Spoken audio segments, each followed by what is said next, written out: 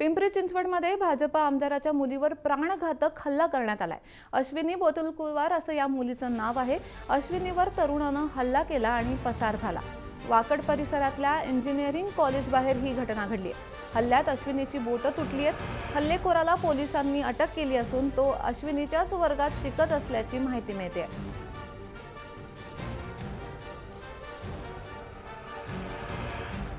आताची एक धक्कादायक बातमी आपण बघतोय।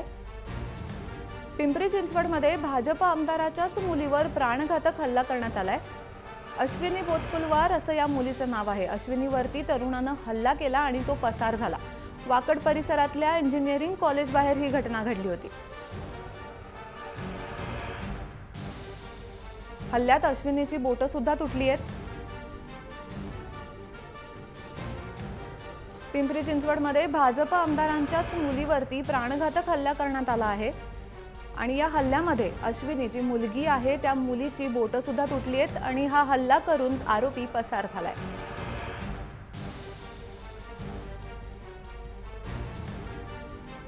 आपले प्रतिनिधी अक्षय कुडकेरवार आपल्या सोबत आहेत। अक्षय, हा जो प्रकार पूर्ण घडला आहे पिंपरी चिंचवडमध्ये की भाजप आमदाराच्या मुलीवरती प्राणघातक हल्ला झाला, एकंदर काय प्रकार होता हा?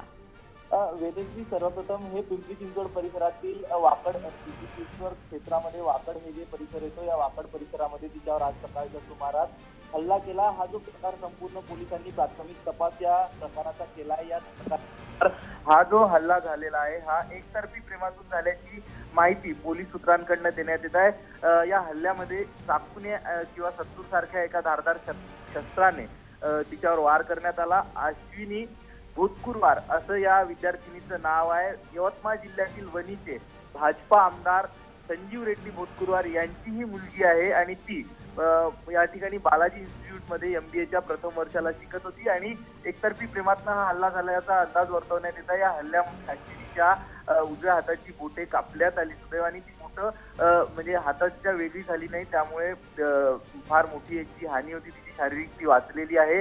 डॉक्टरांनी तिच्यावर उपचार केले आहे आणि आता तिची प्रकृती जी आहे ती धोक्याबाहेर आहे असं सांगण्यात येत आहे। पोलिसांनी आरोपीला सुद्धा लगेच ताबडतोब ताब्यात घेतलेला आहे। यावेळी ज्यावेळी हल्ल्याची माहिती मिळाली त्यावेळी वणीचे आमदार संजीव रेड्डी बोतकुलवार हे आपल्या मतदारसंघाच्या दौऱ्यावर होते। मात्र अशा प्रकारची माहिती कळताच त्यांनी पुण्याकडे कूच केलेली आहे। सध्या नागपूर विमानतळावरनं त्यांनी पुण्याच्या दिशेने रवाना झालेले आहे आणि या संपूर्ण प्रकरणी ते आज या ठिकाणी पोलीस उपायुक्त यांची भेट घेणार आहे आणि जे झालेले प्रकार अशा प्रकार ज्या आपलं जे बोलणं झालंय संजीव रेड्डी बोतकुलवार यांच्याशी, यानुसार त्यांच्यामध्ये एकतर्फी प्रेमात अशा दिवसेंदिवस घटना वाढत चाललेल्या आहे। पुण्यामध्ये तरुणीवरचे हल्ले वाढत चाललेले आहे। ही एकच घटना नाही, अशा अनेक घटनांना मिळून संजीव रेड्डी बोतकुलवार लगेचच पुण्यावरनं आपल्या मुलीची विचारपूस करणार, त्या मुलीची भेट घेणार आणि त्यानंतर मुख्यमंत्र्यांची भेट घेऊन अशा प्रकारचे हल्ले कसे थांबवता येईल याबाबत सरकारनं कठोर पावलं उचलावी। या सगळ्या संदर्भात एक मुख्यमंत्र्यांना स्वपक्षीय निवेदन दिलं जाईल आणि सगळ्यात महत्त्वाचं म्हणजे पुण्यामध्ये मोठ्या प्रमाणात तरुण तरुणी शिकायला येतात। एक मोठं जगातलं नामांकित असं IT हब पुण्यामध्ये आहे। हिंजेवाडी आहे, त्यानंतर मगरपट्टा आहे आणि शिक्षणाची पंढरी म्हणून महाराष्ट्रात एक भारतातलं ऑक्सफोर्ड म्हणून पुणे ओळखलं जातं आणि साहजिकच अशा ठिकाणी जर अशा घटना होत असेल तर कुठेतरी देशात आणि जगात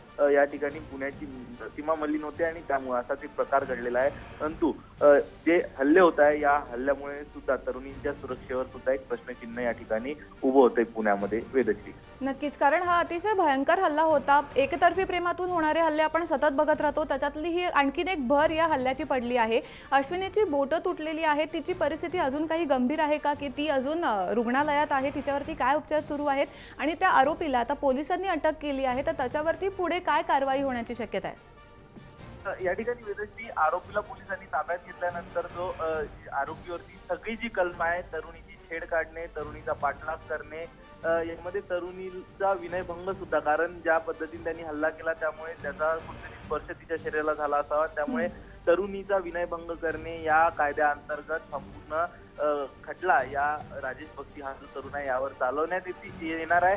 सकाळच्या सुमारास काही तासांसाठी वेदश्री अश्विनी ही रुग्णालयामध्ये भरती होती, त्यानंतर तिच्या बोटांवरती उपचार करून आता ती ज्या ठिकाणी तिचं निवासस्थान होतं राहायला होती त्या ठिकाणी तिच्या मैत्रिणींसोबत तिला पाठवलेलं आहे आणि तिची जी प्रकृती आहे सध्या ही अजून संपूर्णपणे धोक्याच्या बाहेर आहे। तिच्या जीवाला कुठलाही धोका नाही मात्र गंभीर अशी दुखापत आहे आणि ती कधी भरून येईल, त्यामध्ये तिचं कुठलं बोट निकामी होतं का, या सुद्धा संदर्भात आता डॉक्टर तपास करतील, पोलीस सुद्धा तपास करतील आणि या पुढची जी भूमिका आहे, नेमकी कारवाई काय करायची, कशा पद्धतीने तक्रार करायची आणि परत आणि या संपूर्ण संदर्भात पुढे कुठे दाद मागायची आणि काय उपाययोजना करायच्या, अशा प्रकारचे हल्ले थांबवण्यासंदर्भात या सगळ्या संदर्भात 3:30 वाजताच्या सुमारास संजीव रेड्डी भोसकुरवार पुण्यामध्ये येतील आणि या सगळ्या संदर्भात जी सविस्तर माहिती आहे ती पुन्हा आपण आपल्या दर्शकांना देऊयावी.